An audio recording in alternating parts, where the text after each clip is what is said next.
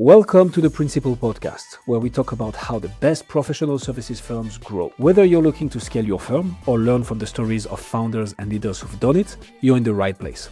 Join us as we interview the best leaders in professional services. Let's get on with the show. So, Stephen, what got you into consulting, and how did you end up focusing on HCM and HR? It's a very unique channel. Tell me about that story. Yeah, it's becoming less and less unique. But, I've been in the PEO, payroll, HCM world for 25 plus years. So was with PEOs that purchased other PEOs and done a little bit of everything in the industry, from supporting 401k clients, benefit, HR support, sales, the whole process. And kind of COVID hit, and I really took a look at the industry and said, there's a better way to do this. I felt like there was some holes, and so it was really time to kind of go out on my own and do what I had always wanted to do, which is really put the client first and really support the client. I started to see kind of holes with that, and took the opportunity to do it. So I was excited. So when you talk about support the client, do you mean the company or the individual that you deal with, the decision maker at the account? Tell me what you mean by that. Yeah, I mean, it's turned into be twofold. So it's both the HCM provider, the vendor, right, and also the client, who's really our client. So the client engages us to support them in a number of ways within whatever software, whatever HCM provider that they're in. But when we talk about implementation, which we do implementation support, it really benefits both sides because we're able to talk the language, right? There's always a language barrier. Implementations don't always go great in this industry. They kind of, it's the Achilles heel.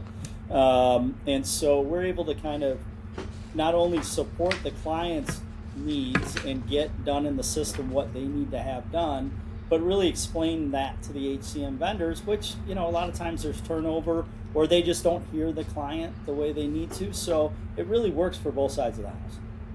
I don't want to get too far off track, but let me ask you a question. Do you deal with the same vendor in multiple companies? You form a relationship with the HCM vendor? We do. We have relationships with most of the HCM vendors out there. So, when they're looking to sell a deal and they know that they have a client that is going to need that additional support. Look, a lot of clients are strapped today, right? There's bandwidth issues. This is not it's not a cheap endeavor, and two, it's also not a quick fix, right? So when they're switching from one software to another, this happens over a couple months typically. And so they don't have implementation folks internal. What they have, somebody from HR and somebody from payroll and somebody from finance, and they're trying to bring those folks together to build out this new software, which a lot of them have never used before, right? And so it's new to them, so they don't even know what questions to ask. So that's where, we come in and we kind of work through, obviously for the client, but with the HCM vendors, and that's why a lot of the different HCM vendors like to leverage us. It just makes it go smoother. Well, in particular, if you have a history with them and you've worked well with them, they're going to be more comfortable with you as the partner they work with. Yeah. So when you look at your clients today, what problems do you help your clients in particular solve, in your opinion? Well, there's depending on what we're doing. So we do multiple things for clients. So implementation is one of those pieces, right, where we help the client. And that's really helping from a bandwidth standpoint. It's also helping from a knowledge standpoint. So we're able to help the client build things out. Best practices, think about things a different way as they go through this implementation. Implementations are a great time to change processes, right? To maybe tweak some things that weren't working with the old software but will with the new. And so that's on the implementation side. We also do managed services long term for clients. So we'll actually process payroll in whatever software that they're in. We'll also work on the benefit administration side in those. And we also do HR support as well. So again, with those, it's best practices, it's supporting them, making them look at, maybe the process is a little different and the software a little different. I always say our only goal is to make the client as efficient as possible in whatever software they're in. How do we help them get to maximum efficiency?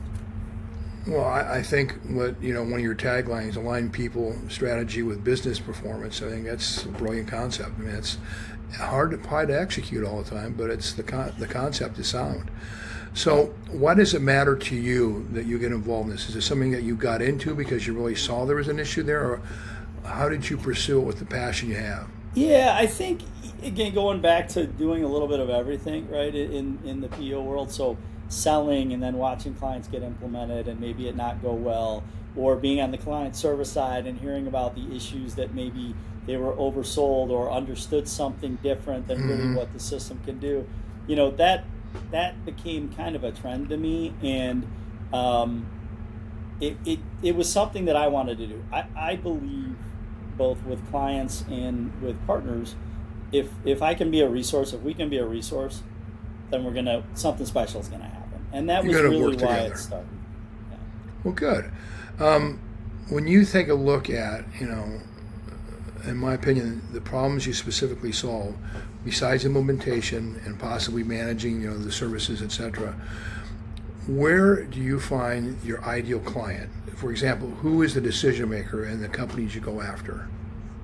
Yeah, it depends. We do clients that are less than 50 employees that might need a single thing done. We've implemented clients that have 10,000 employees, right, across the country. Wow. So it looks very different with every client that we have.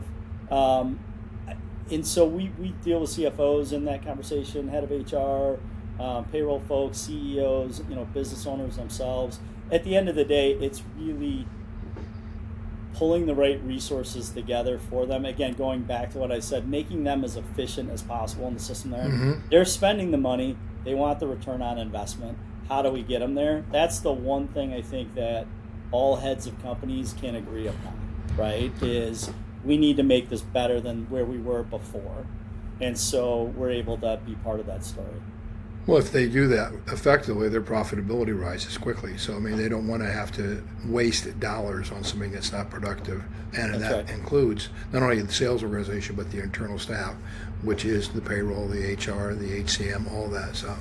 Yeah. So tell me a bit about how do you attract and build trust for HCM and for HR within these companies?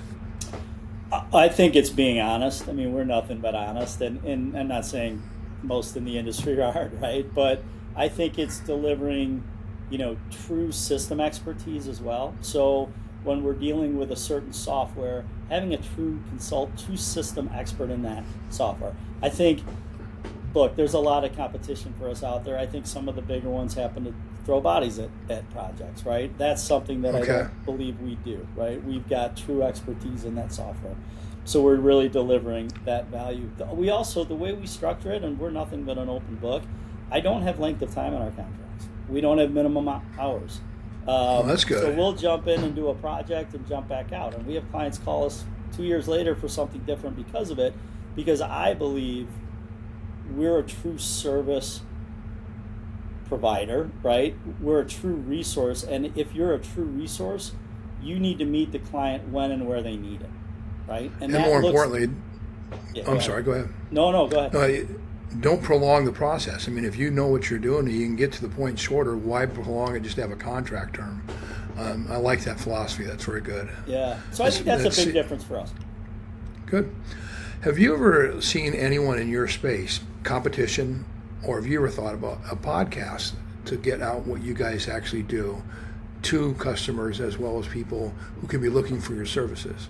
I have, and especially in this, right, with us getting together and having this conversation, it got me thinking more about it. And I do. I think there could be some real value having different types of clients and talk about their issues and why they made a switch or what they were looking for, either in implementation or long-term, right, in managed services. So I do believe in storytelling. I think that is the best thing we can do in sales is to I agree. Make the client feel like, we've done this before because we have. And so our proposals look very story-ish because I wanna promote what we've done right and the clients that have what they've gotten out of it. So I think a podcast is a great way to do it. Yeah.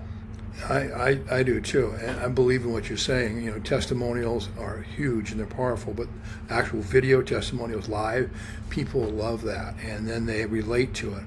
And what you've done, as I've observed in our conversation so far, you're a master of a trade. You're not trying to be a jack of all trades and go everywhere. You're focusing on what you do well, and that's probably why you've succeeded and grown. So, I appreciate that. Yeah, when you sell companies with multiple decision makers, stakeholders, how do you navigate when there's HR wants this and payroll wants this and sales may want to get involved? How do you navigate through all those channels? Yeah, that's probably the hardest part, and that happens a lot with the larger companies, right? I've sat in rooms where they've had 10 recruiters talking about the applicant tracking side of things. Oh my gosh! In the next meeting, meetings, there's 10 people that are in charge of the benefits for the company, and they're talking about what they want, and certainly, look.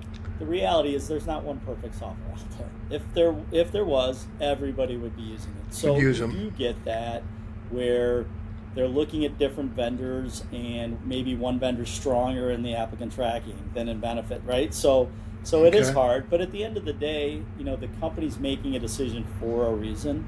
And that's where we come in to look at best practices and to build workarounds and to try to get everybody what they want out of the deal. This industry is, while it is very integratable, meaning you can take software from somewhere else and leverage it, that also gets clunky to a certain extent, and I think that for me, that's the big argument in this industry right now is, do you want everything under one roof, or do you want to have 10 different softwares? And while people say, well, if you have 10 different softwares, you can have the 10 best of each class. But that's probably the least efficient way to do it, right? In my opinion. I would think so. It could be too fragmented, and if they don't work together, what's the point? You might have individual strength, but not unified strength. Yeah. And so, a lot of what we focus on, and a lot of what the companies want at the end of the day, no matter what department they're in, is to have maximum employee engagement, right? It's about the employee, their paychecks, their benefits, when they have an issue, right? All of that. And so if you can get those departments to think of it that way, you can find some common grounds there, right? But it gets a little more sticky the bigger the departments, right? When they're looking at these different things. I imagine. And everyone remembers their first day on the job. When they come in and they get that boarding process, onboarding, and they're with HR or whatever it may be, and one of their biggest issues is, what are my benefits going to be, and they always want to know that. And so if you guys can help make that explanation process in the implementation easier, that's a home run. I mean, that's because people remember that first day, that first week, that first month. Yep. I had the opportunity to work at Xerox Corporation right out of college, and man, it was like boom, boom, boom, boom, boom. Everything was well laid out and planned, and you remember that, and you go, okay. Even though I didn't stay after 7 years, I tried other ventures. It was a great experience to start, and I remember that as a kid getting out of college. Wow, but unfortunately, every job is not like that. But, and that's what technology can deliver, right? I mean, the technology today can deliver that experience on a mobile app. It can deliver it, on a desktop, right? And so, the companies can leverage that process to do a lot more than they used to, right? With it, and that's at the end of the day, that's really what this is about: is to make their employees' lives better. Again, back to the ROI, right? Less time doing stuff that they shouldn't be doing, more time focusing on the job, and everybody's happy. Yep. Otherwise, there's not going to be any profit in the company if they're not out there selling, because they're secure behind them. So how do you retain your clients over time to build long-term relationships? I mean, you mentioned some come back to you 3 years later, but give me an example of what your customer retention process is. Yeah. I think going back, the fact that we don't lock clients in, right? The fact that we can be project-based just to start something. To me, I believe we're going to add a lot of value. And so once the client sees that, they know we can be their go-to, right? And so, we had a company that we implemented, and 2 years later, they lost their payroll person. And they called us on a Friday and said, hey, can you support us? And we jumped in on Monday and started running payroll for them. We ran it for 2 months. They wanted to bring somebody back in-house. We trained that employee. And then, they went on their way. there will call again if they need something, and they'll remember that. Yeah, and what's neat with this industry too is there's so many different points in a calendar or in a life cycle that you can touch the client. Look, benefit admin, open enrollment's a big deal for clients, right? They need extra support in October for that. So there's different points if you do it right and you really are that true resource and do a good job. Folks will come back and ask you for support when they need it. And those are my favorite. I love it when I'll get one of my consultants will call and say, so-and-so called and they want us to jump back in and they just added this software or this module and they want to do that. And that probably puts the biggest smile on my face out of all of it. That's great. Well, that's satisfaction. You did a good job. That's why they're back in the game again. Yeah. So I'm just curious because what you're describing to me is a lot of training. Like you have to train your consultants to be proficient, and then they have to interact with the client to make sure they're trained. So how do you execute that training? Is it in person? Is it streaming? How do you do that? Yeah, it can be both. I will tell you, most is remote. COVID changed all of that. I think we would be looking at a different world if we didn't have that, right? Correct. And so it's easy to do. One of the things, going back to what I said earlier, I believe our consultants are true system experts, right? So a lot of our consultants actually worked for the HCM company prior. So they were inside, right? And what that does is, look, we sit client side. So we're not in the back end of these systems. We can't be. The HCM systems aren't going to let you in the back end. But our folks know what is going on back there. They know what the system's capable of. And so bringing that type of knowledge to the client side to say, hey, I know the system can do this. I've done it before in the system. Right. And deliver that. So that's really the training aspect of it is the consultants know the system we're on. Again, not throwing bodies at it, not punching keys and making it transactional, really adding that value and being a It's a high level of expertise you provide. Yeah, I think so. Which is, yeah, well, hopefully that's why your customers say, hey, I want to work with Steven. Yeah. So what is your biggest challenge you look at today and going forward as a consultant? I think it's the marketplace, right? Both vendor, I think, technology is speeding things up. There's been a lot of reduced workforce with these vendors, and a lot of that is AI related, right? They're leveraging AI to build the product, but the clients still have to be serviced. So there's this, I think we're in this kind of weird, I was just telling somebody, I equate it, I'm old with gray hair, right? I equate it back to maybe the late 90s or early 2000s where a lot of jobs got sent overseas, right? And that was going to be the best way to do it. And while a lot have stayed there, there's a lot that have been brought back because it just didn't work out, right? And I think we're seeing a little of that. You still need that human element. You still need that best practices, to get to the root of it. So I do think the HCM companies are struggling a little with that, which makes everybody's job a little harder. And there's a lot of competition out there now as well. I will tell you, you see a lot of folks that have been laid off from their HCM consulting company, and all of a sudden they're an industry expert and they're going to go out and do their thing. And so there's a lot of competition. But when you do it the right way, and again, with us, we have a lot of different partners. Most of our business is referral business. So that's huge. Yeah, we're in a good spot. Yeah, which leads to, again, back to the point of the podcast concept. You can only do so much with your current referrals, but if you can somehow get your message out on a larger basis, you might be able to do a lot more, and that's something to think about. Yeah. So looking ahead, where's your biggest opportunity for HCM and HR over the next few years? What do you think is the biggest path to get you more business? Well, I think it's what you said to grow the network.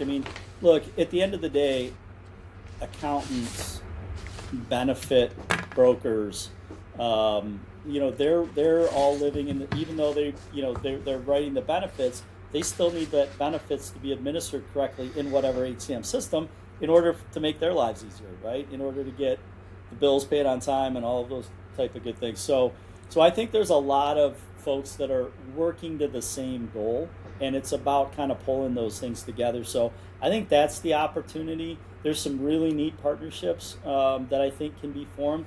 You're starting to see it even in the industry. Insperity, which is one of the oldest PEOs, right? I've heard the name before, but I'm not familiar with what they do. Is there a specialty that they provide? Yeah, they're a PEO. They've been around a long time and do a good job. But they're big. They're also one of the more expensive ones. They just partnered with Workday. Workday is an HCM solution, right? So where they were competitors before, they've just partnered on an HR project where they're going to leverage, Workday's technology with folks that are Insperity. So there's a lot of new partnerships coming up, a lot of new softwares that are coming out, and I think that's part of keeping up and staying that true system expert is going to be harder. Not impossible, but that is a challenge, I think, as we move forward. Do you see AI as a challenge in terms of trying to replicate what you do, or is it so unique that you provide that right now it's probably too far off in the future to worry about it? Yeah, you always worry about everything, right? But I do think, I think that you still need the human element. AI can only take you so far. Even if you're leveraging AI, let's say I'm somebody who works for a company and something's not right in my HCM software. So now I go to AI, ChatGPT or whatever, and I ask it. I still have to then go do it, right? I still have to find where it is and go in and do it. And while that might work for some small things, it may not work for some higher level stuff. Especially when you cross-pollinate, you got all the different things in payroll and sales and all the other different things. Now AI won't be able to probably do the comprehensive blend of all that. It might do an individual channel.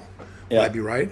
Yeah, I think so. And that's where I think when we're looking at a system, we're in the same system for 40 clients every day.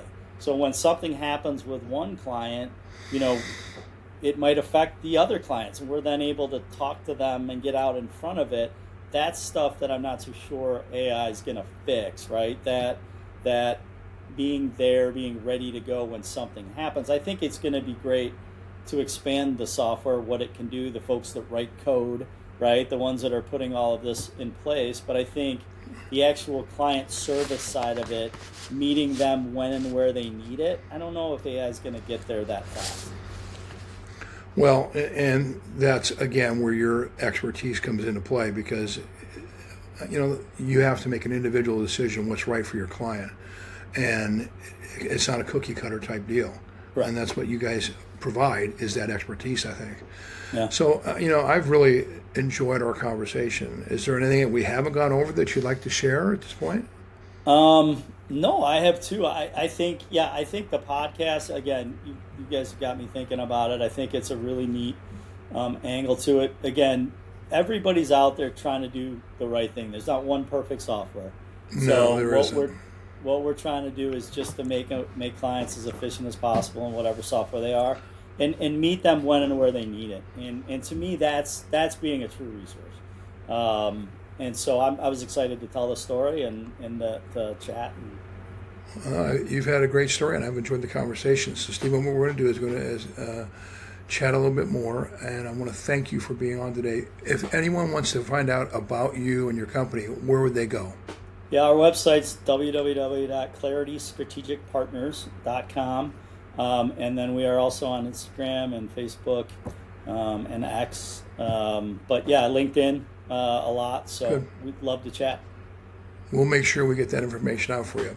All right, Stephen, thank you. Appreciate it. Thanks for joining us on this episode of the Principal Podcast. We hope you learned valuable strategies to grow your firm and take your business to the next level. Make sure to subscribe and leave us a review wherever you're listening to this show so you never miss an episode. To apply and be a guest on the show, click the link in the description. See you next time.